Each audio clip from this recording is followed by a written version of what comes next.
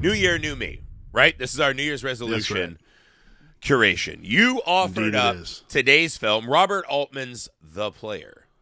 So why, Alex, did this messed up movie call your name when we thought about New Year, New Me? Well, given our year of filmmaking and our misfit parading, I figured it'd be appropriate to make a New Year's resolution to make it big. That's our resolution. We're here to drop nuts on the competition, I guess. Yeah. No, I mean, it seemed appropriate. It seemed fitting for our little cadre of filmmakers we have going on here. Also, we don't talk about Robert Altman enough, so here we are. Yeah, I'll say this. There's something about this movie, because I have not been in L.A. for 8 years now. Something like that, right? There is a base level douchery that I just forgot. Like, it was a thing when I lived in LA, I always appreciated. I would always tell Amy, I was like, you know what I like is that, you know, the guy who's working on my car, the guy who's getting the coffee, right? The other dad at the playground. We're all chasing the dream. We all have big ideas and hopes. And that used to inspire me. I used to really like that. I'll tell you this, now that I've left LA, can't stand it. I think your dreams are like fantasy football teams. They're only interesting to you. Don't talk about a league I'm not in. Let's all suppress it, right? So I think maybe I'd lost a little of that inspiration. This movie particularly, this movie hones in on a part of Hollywood we were never a part of, right? This is like the upper tier exec power player thing. I think it is still okay to hate those people. Yeah, absolutely. I mean, it's like it's the way it's in vogue to dislike them still. Especially now because they all go, oh, let's just have AI do it or something like that. So, you know, I think that, again, for me, I mean, yeah, The Player's a satire of the industry, but also, like, you know, I think it's a really good black comedy. I also think the reason things are funny a lot of the time is because the kernel of truth in them is so true. And the problem it's not a problem. The player is all those people in the movie have like this kernel of honesty in them that is so uncomfortable. You're like, God damn it. I wish they did not exist. Like there's one scene in particular in the movie within us. Yeah. Yeah. Well, we are definitely part of the problem. There's one scene in the movie where Larry Levy, Peter Gallagher's character's driving, talking about a pitch that Tim Robbins and him had just heard. He's like, all right, I'll be in. I'm on my way to AA. He goes, oh, I didn't know that was a thing. Nah, it's just where I meet everyone. I'm like, holy shit. It's where a lot of deals are happening. Yeah. It's just where a lot of deals are happening now. You're like, God. I will say, I got to LA and went directly to if I just party the hardest, people are going to think that I rule and give me big movie contracts. And you're like, that was such a short-sighted and silly plan. But I remember the days, man. So to set this up for context, for people who haven't seen this in a while, right? This movie follows Tim Robbins, who is a movie exec, right? He's taking pitches. They call him the writer's exec. He's the guy who green lights things. Yes. So as we start the movie, right, we're kind of in the chaos and the maelstrom of the lot, right? Which I remember when I first got to LA, that was like the coolest thing ever. Was the first time when I was working at Fox and I got to go to the Fox lot and I would just walk around and be like, oh my God. And the funny thing was we were never shooting that much there, but it still felt cool. There's like history there, right? There's fake streets and whatever. So they catch this kind of whirling maelstrom of gossip and drama. Some fucking letter guy gets hit by a golf cart, right? And it's just like kind of chaos everywhere. And in between that, we keep landing back on him hearing these terrible pitches, right? The new graduate, right? Like a graduate to the sequel where now they're old. And that's where they like, Mrs. Robinson had a stroke. She lives with them. And he's like, but funny. Oh, yeah, funny stroke, right? Like they're just doing these horrible pitches. And so we're kind of getting we're setting this base tone. And this is something Altman is so amazing at, is setting this tonality that will carry us through the entire picture, right? When it's Robert Altman, I say picture, so I sound cool and cinephile. But I thought that kind of maelstrom of this, right? So in the maelstrom of a studio exec trying to make it, right? He's worried there's a newcomer, as they call them. That's what comers do. They come.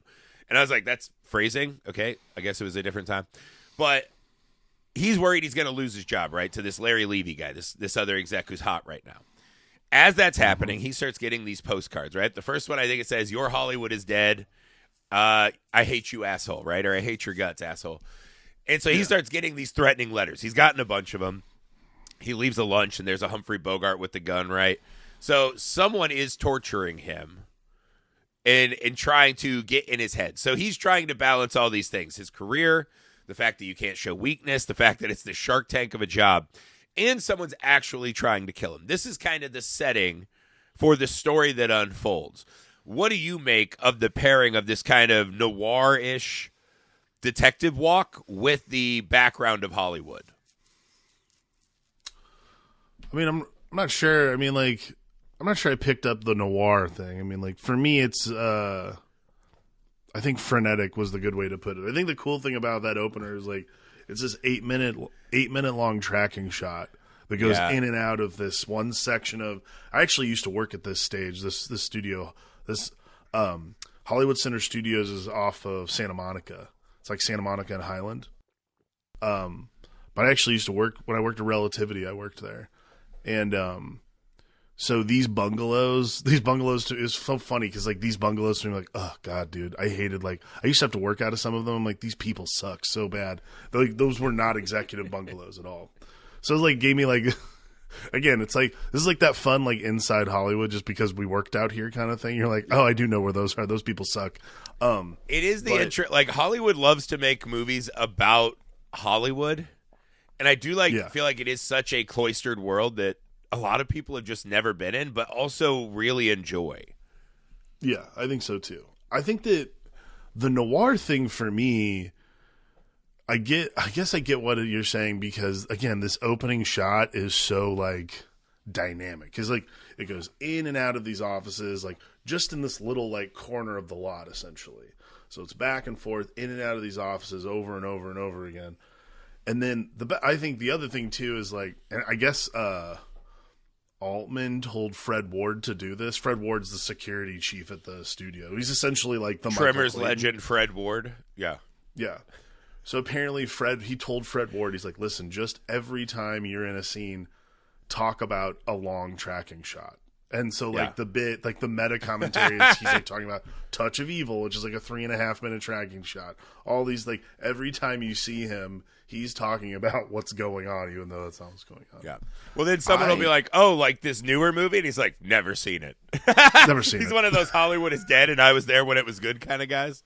Yeah. Which are everywhere.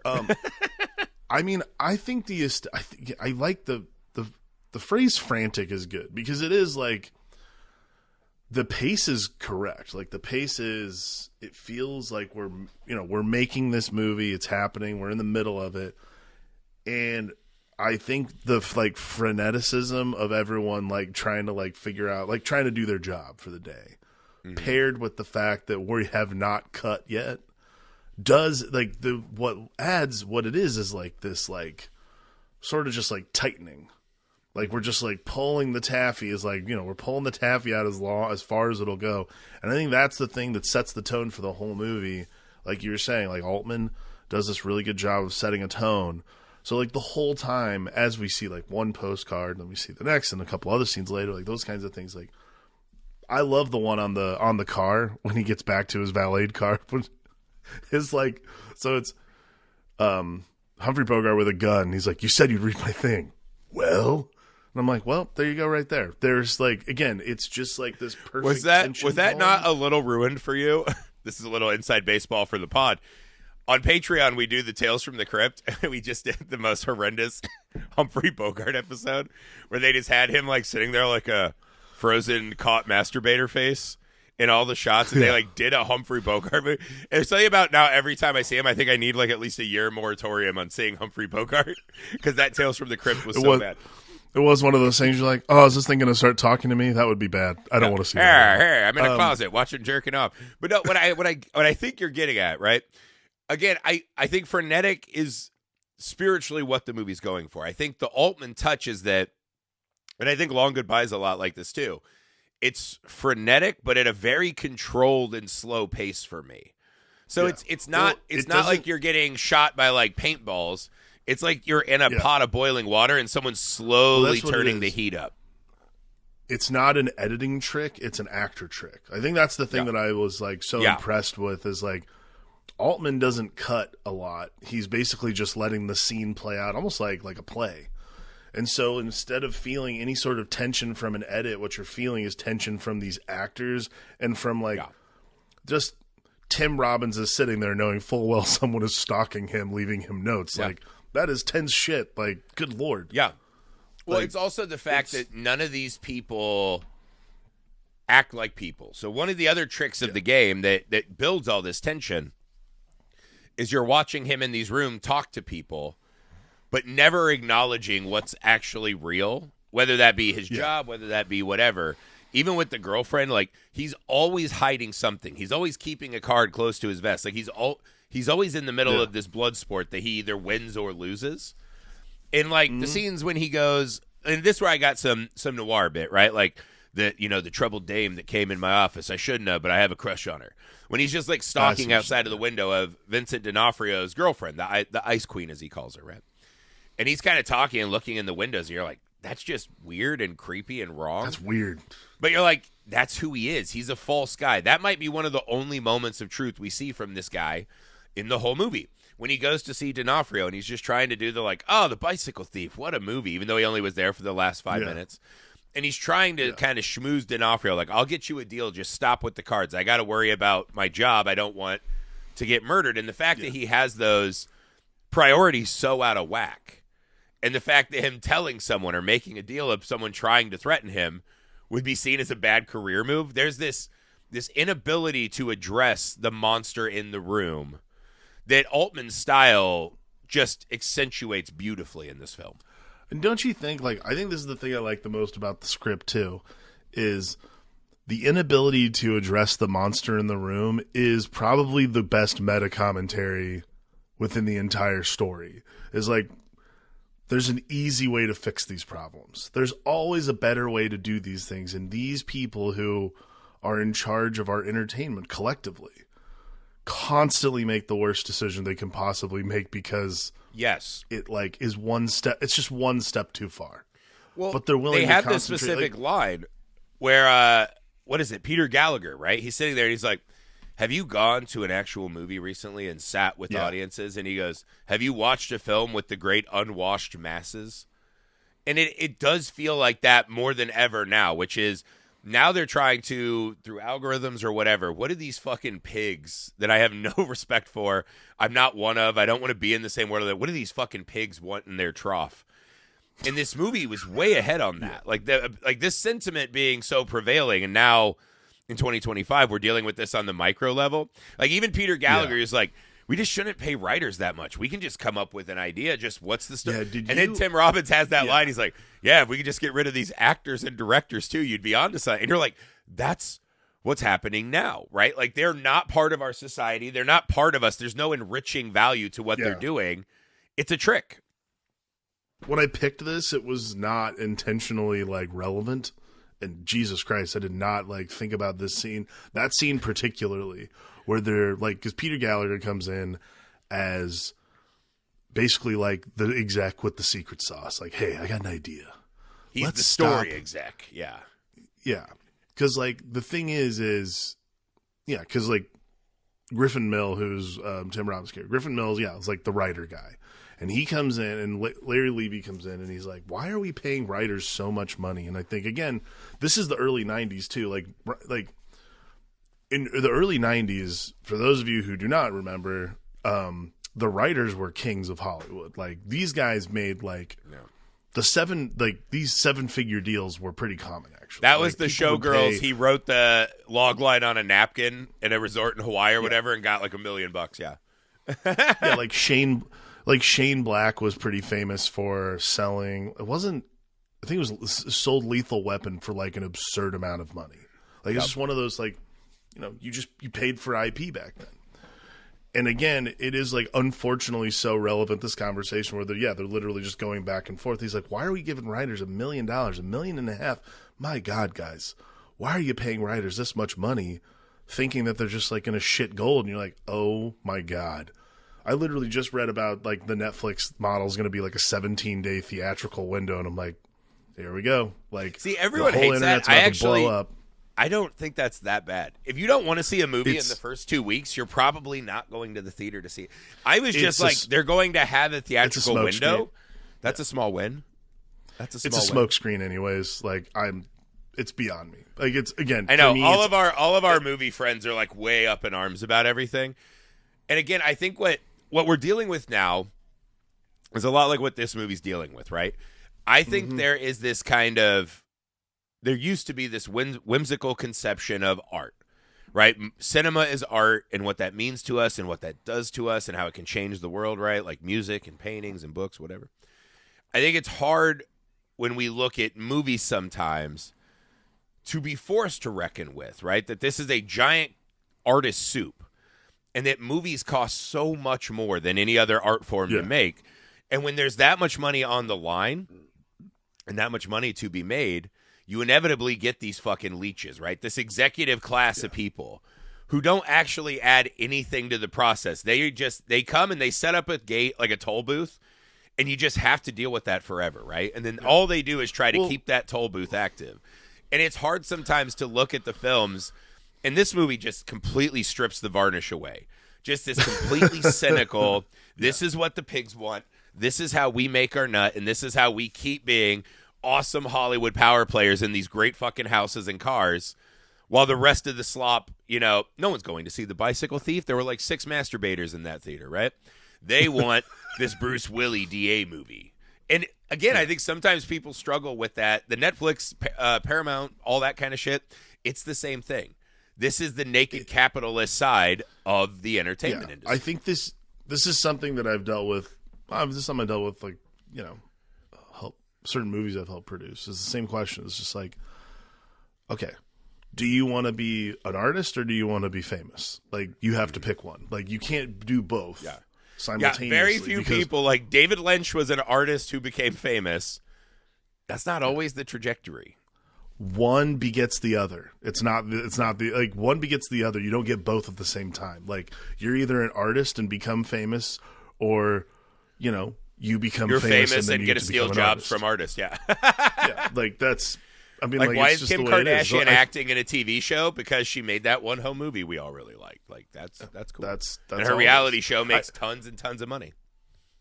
Yeah, I mean, well, you know this. They have producer binders now that, like, part of the thing when they're gonna do a movie is your cast has to have this total number of social media followers. Yeah. And so if you want to cast a good artist who's like hip and has deleted their social media, well, then you got to go get like a fucking 18-year-old influencer to be the second lead. And it's like, there's like a new metric. I think this is the crazy thing too. Like, the new metric for like social media, but beyond that, like a lot of this, and goes back to just like normal filmmaking. And I think this is sort of the thing about like that scene. Like, that scene's such a great like microcosm of how people who are higher up talk about, be like, oh God, if we could just get rid of these writers, directors, and actors, we'd be all set. And you're like, yeah. So let's talk about that for a second. You have no idea who's going to be famous in a year. Like, we both of us just watched Hamnet the other night. Like, Paul Mescal's like having this amazing moment. You're like, oh man, that motherfucker's everywhere. He's doing a great job. He's doing great work. Paul Mescal, also a year ago, you were like, who's that again? Who's that fellow? He was in a TV show, I believe. Like, it's just I just do because our dear friend, he's like #1 in the Spank Bank. Yeah. And I was like, that's who you're flicking the bean to? And I had to look him up, and I was like, oh yeah, that guy's a pretty good actor. Yeah. He's a great actor, but like he's now having this moment of like, oh wow, like he's been in a couple of tent poles, and well, now he's saying too he wants to disappear till 2028 when he does the Beatles movie. That was truly my favorite quote. I was telling Andre about this yesterday, actually. He's the anti-Chalamet. While we were, dude, we'll get into that. While we were watching Hamnet, though, I was like, I love Chalamet, but man, bro, I like the attitude. I'm into it. You're a little thirsty fella. He's the guy who was like born in like a 5'5", like 100-pound body. He's the athlete who got stuck in the little body, and he's like, well, I'm going to be great at something. You cannot stop me. The mind wants what the mind wants. And now he's doing acting. Who cares? But yeah, Paul Mescal said, he was like, oh my God, I just want to go away till 2028 and not do press tours. This sucks. Like, I do not want to be a part of this. I'm like, fair. Like, there's a level of artistry right there that's really fascinating. And then that as soon as he did finish the interview, agent, publicist, manager, all called him. Hey, man, hey, don't say that shit. Don't say that. Don't ever say that shit, because the reason you're famous is because you do these fucking, Google autofill interviews and hot ones, and that's why, you're famous, not because of your fucking movie acting. If your profile drops too much, you might not get to be Paul McCartney, brother. Like, you got to say. Or they called him and they're like, that was brilliant. Now we can jack your rate up for the next 3 movies before that. Yeah. But who knows? Anyway, back to The Player. What I think it captures is the hollow, vacuous nature of, you think this is a town about art and bringing dreams to life. What it really is these fucking empty suits battling each other to keep being empty suits. And the only currency they have is that they have connections with John Cusack's in a scene, right? And he's trying to do that, and they're just like, cunts. Mm-hmm. Malcolm McDowell hates him. Their currency is that they know these artists and that they can somehow put this thing to the next phase. And when one of them hits, that's their claim. They have no artistic value. They want so desperately to be involved in the success, and they're really not. Nobody knows what's going to be popular. Yeah, nobody knows what's going to hit. I can tell you, like, I've been dealing with this for the last 2 years of my career. Like, nobody knows what's going to hit, and I think this is what I like most about the scene, because Vincent D'Onofrio is this writer that Vincent D'Onofrio comes in, and he's this writer that Griffin Mill assumes is writing him the notes, because he had a bad meeting with them, but basically, he's just like, I didn't read a script, blah, blah, blah, all this other shit. Tracks him down to the Bicycle Thief screening. They go to this karaoke bar in Pasadena, which, again, I've never been there. Before anyone asks, I've never been to this place. But yeah, so this is the conversation, though, which is like, Vincent D'Onofrio's character, Kahane, his character's name, Kahane basically lays it out like, listen, you guys are the fucking leeches, man. Like, I'm making art. I'm putting my soul on page, and you're telling me it's not good enough. Like, that's like, fuck you. Well, he does that. Like, he's like, I heard you're on the way out. And he's like, and I'm going to tell everyone you did this and you suck. I heard you're on the way out. He goes, I'm going to tell when everyone you lose that, suck. Yeah, when you lose that, what value do you have? I can write. What do you do? And I essentially leads directly to a fucking murder. Yeah. Like, Tim Robbins having to confront the uselessness of himself. Because there's that great scene where he tries to grab D'Onofrio and he like hits him with the door. He falls over this little embankment. And Kahane's like, oh my God, are you okay, dude? And he's like, yeah! And just fucking drowns him in this little puddle. Yeah. It's a wild, explosive moment in the middle of a pretty controlled movie. I think this punctuation, again, it serves to kind of explode the facade of the movie. Well, I really do like this scene because he screams, keep it to yourself! Keep it to yourself! And you're like, you know what? Right. You're not talking about anything other than your opinion about his job performance. He's like that. But that again, like, that's the exec saying, I do that to you. You don't do that to me. Right? And he drowns this guy, and it's fucking wild. Like, because, again, it was kind of a fight. Kahane did it on accident. And he comes down and is trying to help him when he attacks him. But again, I think it's all that pent-up rage. It's that aggression, right? You see him starting to, like, percolate as he's like, do I want to keep doing this shit? There's something extra about the Hollywood industry that I don't know that other big industries deal with, because I've never been in other big industries. But you see it, like, he's at lunch the day before this, or the day of when this happens, right? And he goes out, and that's where he sees Cusack and all them, and he just talks to the table. He goes, hey, we're educated, smart people. Can we talk about anything except for Hollywood? And everyone fucking laughs in his face. And what they're telling him is, no, we can't. This is all we do all the time. And when you feel that slipping, or you feel that becoming a place of pain, rather than this kind of, false power, you see Tim Robbins fucking snap and kill this guy. That's how far he's willing to go to protect being a mid-level executive. I don't know. That might not be considered mid-level, but he still has people he reports to. I mean, I don't know. Again, it's just this, it's the spirit of like the spirit of the tenseness within the moment and in the scenes, because like post murder, he does like the worst job not being the guy who totally murdered someone. Yeah. Like he's just sort of like sitting there like, dude, you are guilty as hell. Even Fred Ward's like, bro, yeah, what's the matter with you? Like, well, how about that? Okay. That Fred Ward's job, we find, is essentially whenever an executive is Michael Clayton. Murdering people, is to help clean it up. Yeah, he's a Michael Clayton. Like, that's what he does. Yeah. Like, he's just... Well, it's the fucking Jay and Silent Bob joke. We got another dead hooker in Affleck's trailer. Ha-ha! Bullshit, I wasn't with any hookers last night. Yeah. That's what this movie's saying. Fred Ward's just like, why didn't you tell me? We can handle this. And yeah, then the rest of the movie becomes it's not even a will he get away with it. I think there's a weird... It seems like a foregone conclusion he's going to get away with it. It feels like a movie that's set up to, because it's not in reality, or at least not a reality the base audience will know, there's no part of that film, once I see Whoopi Goldberg as a detective in this and that, that's telling me that this is going to be a movie about consequences. So, Alex, this is a question for you. If it's not a movie about the consequences or facing justice for what he's done, what is the second half of this movie supposed to be for us?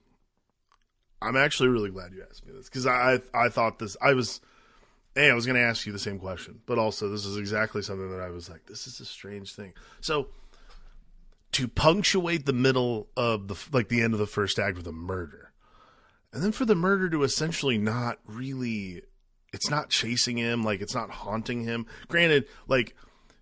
Okay, so the bit is that he murdered the wrong person because he's still getting threatening notes, and this guy's like, oh, and whoever it was is like, hey, yes, by the way, I totally saw you murder Kahane, like, not cool. He does Here's the murder, rattlesnake and in your he's still car, and tracked by the monster of the first act. Yeah, and then so now like a littler monster, which is like, I don't know, maybe this guy did it. I don't know. Yeah, like, again, I think this is sort of the meta comment, like the consequence-free thing of murdering a guy, basically getting away with it, meeting and fucking his girlfriend, and then like basically trying to save your career by ignoring the morality of the problem, which is that you murdered someone. By ignoring your own morality, essentially what you do is you shed that last bit of snakeskin. And you become this version of yourself that is like the prototype player, quote unquote, that we are used to seeing in these kinds of stories and these kinds of movies, which is like, okay, to save my career, to save my own ass, I will gladly put together. So basically, he gets pitched a movie. He's told to come alone. He's going to finally meet the guy who's been like whoever's been stalking him. He's going to finally meet whoever's been stalking him. And he gets cornered by these two writers who pitch him this movie, like this insane, like it's called habeas corpus, this like legal drama thing. Yeah. And the last thing they say is like, but no stars, no one famous. Yeah, like he's like it's important. There's no stars. This is crucial and important to the movie. And he's like, yeah, crucial and important. But again, that scene in Microcosm, right? What I love about that too is he's there to meet the person who he thought he just killed but didn't. Yeah. He cannot stop himself from playing the game. He can't. In taking a pitch. Because you see him, he's kind of like, all right, he'll placate these assholes. But then he's like, that's good. I haven't seen that before. Like, he starts going into it. Right. So, like, for this little chunk of the movie until this moment, he's like any movie we've ever seen about a guy who kills someone and tries to get away with it. He's just, like, sweating, you know? Dude's sweating bullets, trying to figure it out. What he ends up doing is sitting down, hearing this pitch, and...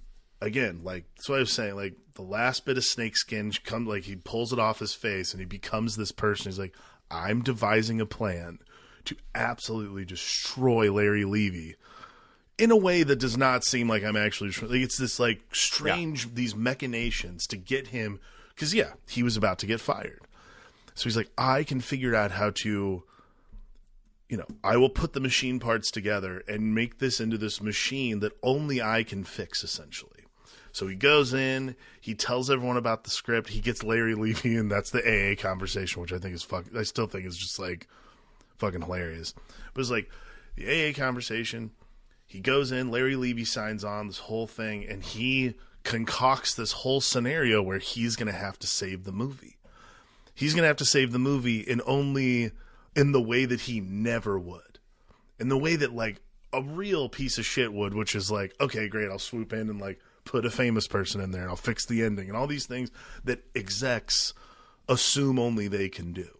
And again, I think this is like this great, like you were saying earlier, it's this rigged game that all of us play out here in, just in this business in general, which is the person you need to shepherd the project is an executive. This person who's going to listen and persevere and help you achieve your vision. Bullshit.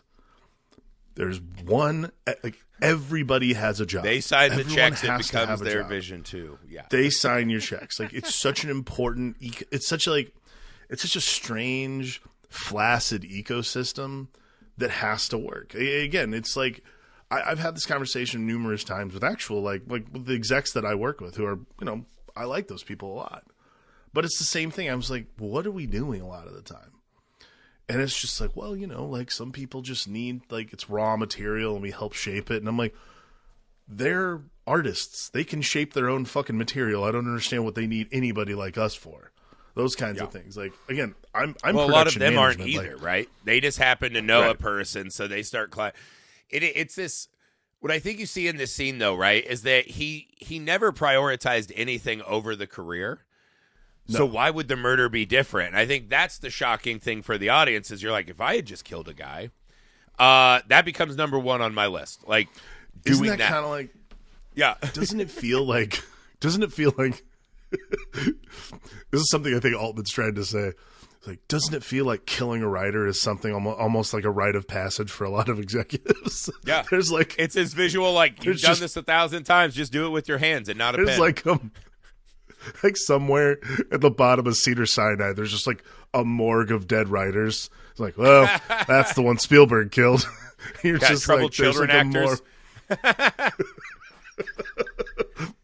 Like, to me, that's like the best. Like, there's like some Altman in joke about like, well, of course it's an executive who's killed a writer. Like, that's what they do. Like, beyond killing their creativity, they also have to kill them wholly. Otherwise, it's not their idea and they can't buy it off them. Like, there's something like that very specific meta commentary of just these people, these like, look, I'll tell you right now, the only way that I know executives become executives a lot of the time, and this is only in the experience I've had,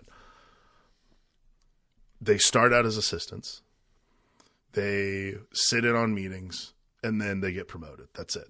Like, they spend literally a year on someone's desk, the game. And then they get promoted. You start going to the parties, you meet the people, you kiss everyone's ass. You make your connections. There's even a Nepo in this who's, like, talking about wanting to bang all the actresses. And they're like, just kind of hang out with him. Like, he's probably going to work here. I was trying to figure out who that actor is. I love that guy. He's in a bunch of shit, too. And I do not remember. I never remember who that is. Like, he is...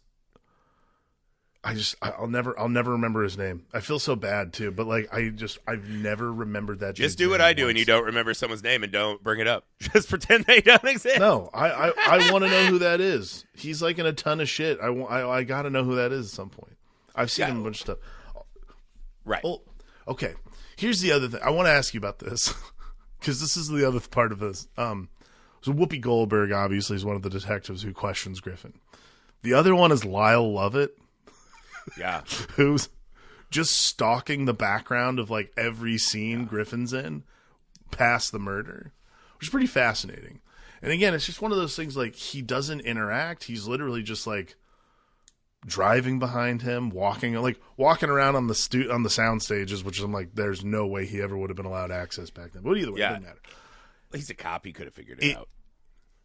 But like, my question to you would be like, what is he just observing? Like, there's something about that. Like, is Lyle Lovett's character supposed to be, because Lyle Lovett's not like a noted actor, but like, he was married to Julia Roberts for quite a while, I think. But yeah. Well, I think he was married to Julia Roberts during this time period, and Shortcuts came out around here, which would make sense. Also, they bring up Julia Roberts like 40 times in this movie. She does a cameo, As you would. Yeah. But I don't know. I think his role in the movie is, right? I think you're about to say what I was about to ask. behind-the-scene glimpse of the Hollywood executive. And I think what he that's sees exactly is just, what I was... Yeah, a guy who's doing power moves, a guy who's cheating on his girlfriend. In a weird way, Tim Robbins putting the career first becomes the shield of armor because he looks like he's just doing all of the normal things he should be doing, right? And his kind of weird behavior is just passed off on, this is what we think these people are doing anyways, right? We all think they're like horrible charlatans and, whatever, behind scenes. And Lyle Lovett becomes our normal perspective watching this unfold and finds it impossible to believe that someone who has all this shit would do that kind of a crime to me, right? So he's seeing the veneer and the facade that we know is a lie, that he doesn't. And even when him and Whoopi Goldberg seem to know for a fact that Tim Robbins did it, they don't treat him like a disgusting murderer. They treat him like a clown and silly and like almost it was a mistake, right? They don't ever accept him for the monster we've seen him to be because the facade is still somewhat intact. Even when they bring him in and do the lineup, right? They call him from the resort and they're like, you have to be here in 4 hours. We're going to do it, right? He's got his lawyer. He's got Fred Ward. They're going to fight it to high heavens, right? He does a lineup. He's about a foot taller than Lyle Lovett, maybe a foot and a half. And this lady's like a witness, and she's like, I swear to God, I know who it was. It was Lyle Lovett. She points at the cop, right? So the guy who's become the shadow of the executive somehow just is the one, and they're like, well, boom, we're done with it. You escaped. You got away with murder, right? And so that's there again. There's an unreality. She can't pick Tim Robbins, who clearly would have been the guy, because he's not a real person. How could you finger him for a crime? He's not a human being. Yeah. That's the thing I like the most about like that scene particularly is it really is like the final nail in this like I'm the writer's executive coffin. It's like, no, you're not.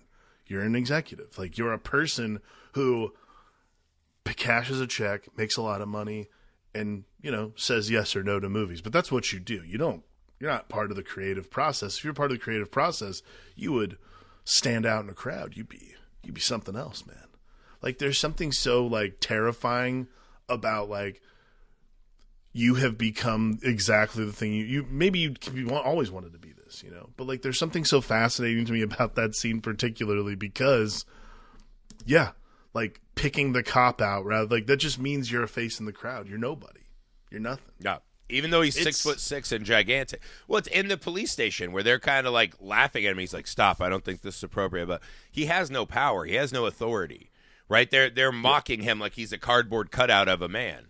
Right? And then, when he's gifted his freedom at the end, they're like, oh, it wasn't you, right? He'd already been cheating on his girlfriend, all this stuff. He kind of walks out. Now, here's the tag at the end of the movie that I think is fascinating, which is... Oh, you liked it? Tim... I don't know if I love it. It seems like inappropriate. It seems like an appropriate place for this to go. This feels like something you would explicitly hate. So I was really happy. I'm happy that you didn't like. No. Yeah, I don't think it's cheap when Altman does it, right? Okay. So he's driving. He becomes Larry Levy's boss, right? Yeah. They're doing the test screening of the movie. Of course, they put stars in it. Of course, they've got a happy ending. All the things the guy said they couldn't have. The writer's in the room, and his ex-girlfriend's like, what are you doing? What happened to the meaning of this, the story of this? And he goes, it tested bad in Cahuenga, so this is what we're doing, right, or whatever. And you're like, yep, okay. She goes out. She's going to go talk to the new boss. Griffin has become the man, right? He walks past her. He's like, you'll be on your feet soon. She's left crying on the thing. He's driving up, to his mansion, and he gets the call, and he's like, hey, remember me, asshole? I used to be in the postcard business. And he's like, oh, okay. And he's like, if you can, he's like, this can have one of two endings. I got this great pitch. It's about an executive that killed a guy, sleazy guy, whatever. But he gets out of it and he has a happy ending. And Tim Robbins pretty much just goes, if you can guarantee that ending, we can cut a deal. We can cut a deal if you can guarantee that ending. The guy's like, yep, they make the deal. He gets out. He's in this new like Americana, like almost like a Cape house on the East Coast, right? Oh, yeah. It looks like a completely different house. There's trees, there's leaves. The Ice Queen is now knocked up, and they run in and they do like that Americana kiss, and it's the end. Mm-hmm. So the question becomes for the audience, is any of this Madcap movie what happened, or is this the movie, the deal that came from the executive we never see because he's not a real person, who's now showing us this film? That's a little too. That's a little. You too think that's too far in the it's- completely unreal ending? Yes, I do. I also think I think that would be cheap. That would be like, oh, shitty ending. Like that would be cheap, I think. I don't think it invalidates it though, because again, there's a level of Hollywoodness to the whole thing that it would kind of click. Like, why are the cops so not cop-like? Because this is a movie, man. You know, like, I do think that's how I kind of took it, is like, this is the real Griffith somewhere sweating bullets, and he's still like, I got away with it. And we're watching the hot young actor at the time, who was Tim Robbins, you know, walk us through this fucking tale. I do kind of feel like the whole thing is a movie, because there's no way that ending is the reality that I've been watching for the rest of the movie. It feels like to me. It feels like an addendum studio exec note for a happy ending. He even says the exact same line Bruce Willis says when he goes, you know, what took you so long when he saved Julia Roberts from the gas chamber? And he's like, traffic was a bitch. Tim Robbins says that exact line, telling me he, like Bruce Willis, is the hero of the movie. He's not an executive who actually got away with murder. This is a studio add-on note to me. I don't have a problem with it, mostly because it all, I mean, yeah, by that measure, yeah, everything is, at that point too, everything's meta commentary. So it doesn't really, whatever's, yeah, you know, that's what I mean. We've already done the anything. journey. We know he's not going to get hammered for the crime. So at the end, does it really matter? It's Altman reminding us, this is not your world. This is not the normal world. This has different rules and can have magical thinking, right? So I don't think, again, I think that's why to me it doesn't strike me as it's outside cheap the and realm of bother me. possibility. I mean, I wouldn't. Here's my thing. It isn't. I don't think it's outside the realm of possibility. I just don't necessarily need it to be that wraparoundy. That's my thing. Sure, or it's just that this is Griffin's imagining as he's walking from the fucking jailhouse distraught. We basically got as close as I want to get with him being like, what's the title of the film? The Player. You're like, okay. That's the end. Yeah. Like, I do appreciate that, like, we don't It's a jerk. Yeah. We don't go any further than that. Like, any further than that would be too much. But I do, like, I'll give you that any further beyond the scene we end on would be way too much movie. Like, we have just the right amount of movie, actually. And this is for a 2-hour movie. I feel like we get there with a decent click. But I think anything beyond, like, what's the title of the movie? The Player. I like that. Yeah. Anything beyond that, and like kissing the Ice Queen and saying hello to Americana is way too much. We just know that he has been gifted a happy ending that he doesn't deserve. That, like the DA movie was supposed to have, most endings in life are not happy. But he gets it because he's the player, right? So, yeah, I mean, to me, you could take that how you want. That is not reality at the end of that film, right? Or at least our reality. It could be a Hollywood reality, right? So I don't know. I think it's an interesting kind of soup of just sitting in scenes with these great actors. And again, I don't find it very propulsive, right? I think the Coen brothers kind of came along and started making the more propulsive versions of these movies, right? Like, they feel like the evolutionary step to Altman to me. And again, I think it's just the great talent of him is just, I think, from the great player, scripts, great actors, just fucking sitting on them. And it's just a fun movie to sit and soak in. I think from the player to Barton Fink, I think from the player to Barton Fink is the obvious correlation. And I mean, like, you know. Oh, this has Lebowski in it. Like, you can see a lot of Altman in the Coen brothers' DNA.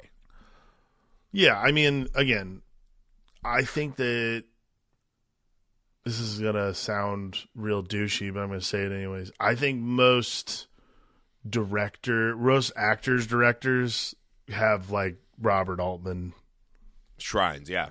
He's the man. Like, they really, like, you really want, you know, I mean, that's just the way, you know, and that's how he made movies. He was also, like, you know, he's one of our great, like, titans of American cinema. Like, he was just incredible. He was also, McCabe and Mrs. Miller, Brewster McCloud, you know, Tanner 85. Like these movies, like Tanner 88, like, these things are, like, he was also pretty legendarily difficult to deal with, like, because he just didn't compromise a lot of the time. Like, I think that's, I think that's also so he would hate cool a Griffin. Thing about the. Well, I think that's the cool thing about the player as well. Is like, so this is written by Michael Tolkien. Michael Tolkien has been around for like Michael Tolkien's a novelist, but he's also been in the studio system for a really long time. Like he wrote that he created that show, The Offer, about the making of The Godfather. But he's been a writer for a really long time. But Robert Altman, pretty legendarily, like, this is a great like middle finger from both of them to the studio who helped them make it. It was just like, I don't need your help to make art. Like, I can be me because I'm an artist. What are you? I think, again, for me, the scene with D'Onofrio and Tim Robbins outside the bar where he literally is like, what the fuck do you do besides this? Like, I have things I do. I can contribute creatively to this business. You have nothing outside of just like making a deal. Right. He forgets. And I think that's the probably part. That's the trick. Yeah. I think that's, but and that's like but that's sort of the crazy thing about how this business works. And like, this is the unique thing about the business of show, is that this is, like you said, like this is probably the most expensive art form available. This has got to be probably the most expensive art form we have. But I also think that it's the one place where people get involved in this business a lot of the time, not realizing what they actually want out of it. I think a lot of the time that glitz and glamour thing is very real. I think a lot of the time people get involved with the initial creative intentions, but are lured in thinking that creative intentions and essentially what equates to fame are the same thing. That's not true. It's not even close to being true. Especially well, also now. you can't make movies in a vacuum without this right. You need more a group despicable of people. Business side. Like you have to have the business people too, and it's just different. It's not the same as just playing your guitar to a lady and watch her get wet. It's not like that at all. It's a designed pressure cooker. Yeah, there's a shrewdness to Hollywood executives that I don't think it's like necessary, but it's like in this movie, particularly in the story, there's a shrewdness to Hollywood executives that appears very necessary to make the business side work. The art's like donuts in a display case. And you're just like, ooh, yeah, I love those. Yeah, that's great. And then when you actually like are up there getting ready to order a donut, you're like, oh, what donut do I actually want to eat?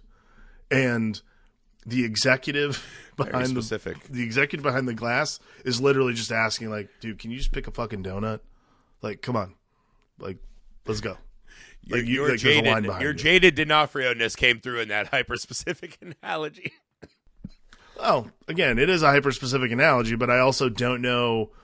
Like, again, it's such a specific. The reason I like the player and the reason I picked it is because it is such like a. It's such a. I think it's funny. Also, I think it's such a hyper-specific note to play for a movie about essentially like what do you actually want out of life, and what do you want out of your career. Mm-hmm. So, yeah, it was very interesting watching it as we're making our first movie for sure. I don't know. Maybe you'll be the Griffin. Who knows? Who knows how that works out? I don't know. I probably already am, and I don't know it. So. Yeah, I think that's probably true. Yeah, you're just gonna strangle me in an alley, bang my wife, and then just reach the top, and I'll be happy for you from hell. I will look up and smile upon your fortunes. Alex, knock on what's wood. What's the most messed up moment in The Player? Oh, by far, him pulling up to the Ice Queen's house and just like stalking her outside on the phone. I'm like, the fuck is wrong with you, dude? Yeah, settle down, Sting. Get the fuck what out are you doing? Yeah. What the fuck? The fuck? So it's also, her not being more repulsed immediately. Yeah. She's way too cool about it. Like, there is just, like, everyone is way too okay with clear violations of privacy in this movie. Yeah, I think it's the Hollywood thing. Even her as an artist, she's like, well, someone's got to pay for this shit eventually. She's playing the game. Everyone's playing the game to the detriment of their well-being, right? Yeah, him watching through the windows. Again, I also think it's one of the only moments you see real griffin pop out. He's actually intrigued by something. There's an animal pull to it, even though it's creepy and horrible. It is repulsive, for sure. If I had to pick the most messed up moment in The Player, I think the weird, like, in the middle of this fever dream where we're not really that concerned anymore if he's going to get away with murder. That seems like a foregone conclusion. The guy he didn't kill is still sending him gifts and just puts a rattlesnake in his front seat. Oh, dude, love that. The preparation, I was like, I write scripts that no one has read or bought, right? Like, I know this. I've never been to the point where you're like, I'm going to go through all the steps to procure a rattlesnake, keep it alive, keep it safe, hide it in a car, make sure that when that guy valets his car or whatever, I'm there to then get in, put this snake in so he can find it. And then he just kills it with an umbrella. Like, as a writer, I was like, that writer was somewhere just watching and crying. It's like one of those where it's like your scene just doesn't work. It really haunted me. But yeah, great movie. I liked it. Great movie. That's it for The Player. We have more New Year's resolutions coming your way. Make sure you stay tuned. Go to the Messed Up Movies Podcast Patreon page. The best way to support this show. Please, please, please, please. Go to Indiegogo, type in Mr. Cream Jeans. You can get the perk where you can join this very pod to talk about whatever you want and help us get our first movie out into the world. Please, please, please, please, please. Also, make sure you find Misfit Parade on TikTok, Instagram, YouTube, all the places. We're there. You're there. Let's make it happen.